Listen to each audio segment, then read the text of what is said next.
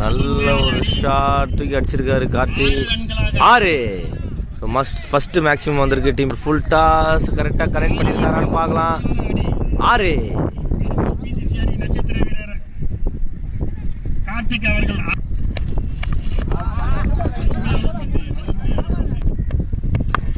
Again ஒரு full டாஸை connect பண்ணியிருக்காரு கார்த்தி.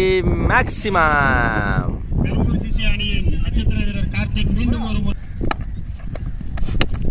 அகெயின் ஒரு full toss. 6. Back to back 6s. நல்ல ஒரு ஷாட் போயிருக்கு. 6. அகெயின் ஒரு ஷாட் அடிச்சிருக்காரு. 6. இந்த 6ஓட